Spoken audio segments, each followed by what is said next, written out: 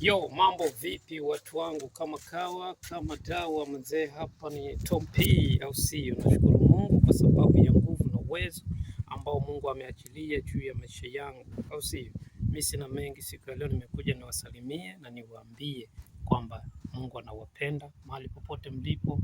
Mkumbuke Yesu ako kwa ajili ya maisha yenu, kwa hivyo hamko peke yenu mzee. Kama umeokoka ubarikiwe, na kama bado hujaokoka na ukaribisha katika familia nzima ya Yesu Kristo, tukazidi kuwa pamoja, au sio? Kama kawa kama dawa manze, nitabaki nikiwa Tom P na sina mengi siku ya leo, ni hayo kuja tu niwasalimie.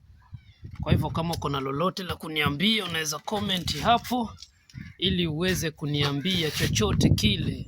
Kama ni swali niulize, nitakujibu, au sio? Niko hapa kwa ajili yenu, mafanzi wangu, washikaji zangu, wanangu, yani niko kwa ajili yenu hapa ndani ya Tom P. Kwa hivyo mimi sina mengi, ni hayo tu. Mbarikiwe na Mungu awalinde mahali popote mlipo, mambo yenu yawe mepesi, msing'ang'ane sana kufanya jambo. Mungu mambo yenu akayafanya yawe mepesi.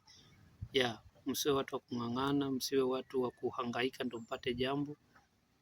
Kile ambacho mnakitaka kikawe rahisi kwenu, kwa sababu Mungu amenipa uwezo na kibali cha kulitangaza neno lake na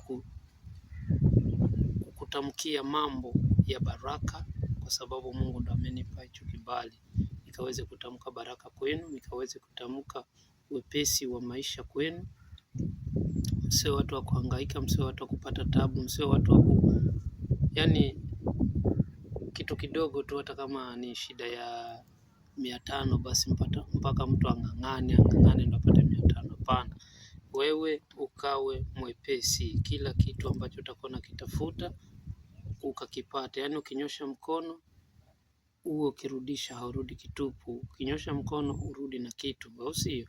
Kwa hivyo watu wangu, mbarikiwe hadi kesho tena, kesho asubuhi. Na mkumbuke jioni nitakuwa live, usiku saa 4 nitakuwa live hapa ndani ya Tom P. Nitakuwa live hapa, tukazidi kuongea mambo mawili matatu kuhusu Yesu Kristo, tukaweze kujadiliana, tukaweze kupeana mioyo, kutupeana tumaini kukaribisha wale wengine ambao hawajaokoka wakaweze kukaribia katika ulimwengu wa kiroho.